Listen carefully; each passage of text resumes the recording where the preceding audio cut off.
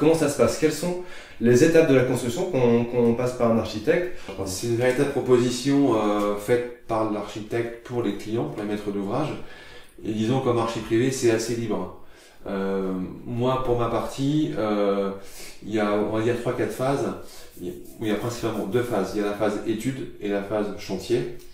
J'ai des missions, soit des missions qui s'arrêtent à la phase étude, donc c'est avant-projet et permis de construire, ou j'ai une phase où j'ai une autre mission qui est une phase beaucoup plus complète, qui comprend aussi la partie chantier et la partie réception. Au préalable, je suis toujours à rendez-vous avec les clients pour savoir de quoi ils en retournent, quelles sont leurs demandes. À la suite de ce rendez-vous, je leur fais une proposition d'honoraire. C'est une proposition de contrat qui généralement s'arrête à la phase avant-projet, pour pas les emmener trop loin, etc.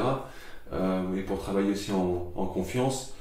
C'est ce contrat amène simplement à l'avant-projet, à une faisabilité. Et après, à voir s'ils veulent poursuivre jusqu'à la phase permis, ou poursuivre aussi sur la phase chantier et réception. Donc quand cette phase-là est entérinée, quand on a choisi, on va dire, le plan, pour une mission complète, toujours, pour, on va dire, l'estimation du coût des travaux, ce que je fais depuis 2-3 ans maintenant, c'est que j'inverse la phase permis de construire et la phase chiffrage. Je passe directement à la phase chiffrage. Donc j'envoie tous les plans aux entreprises. Et sous 2-3 mois, on a l'estimatif des travaux. D'accord. Comme ça, on a vraiment une idée précise des choses. C'est pas la perte de temps. Bien au contraire, comme ça, quand on va déposer le permis, on sait où on va. Si le projet est trop cher, etc., on peut toujours l'adapter, modifier un petit peu pour le permis de construire, et quitte à revenir après sur les budgets avec les entreprises. Mais au moins, on va dire en 4-5 mois, ils ont leur avant-projet et leur estimatif quasiment calé à 95%. Une fois que le coût des travaux est établi et est accepté par les clients, parce que ça rentre dans leur enveloppe, et ben on peut passer à la phase de permis de construire ou de déclaration préalable. En gros, on passe à la phase du dossier administratif. Donc on revient, donc on a l'avant-projet, le chiffrage, le permis et ensuite le chantier. Après, c'est propre à chaque architecte. C'est une collaboration, c'est un marché privé. Moi, je marche comme ça.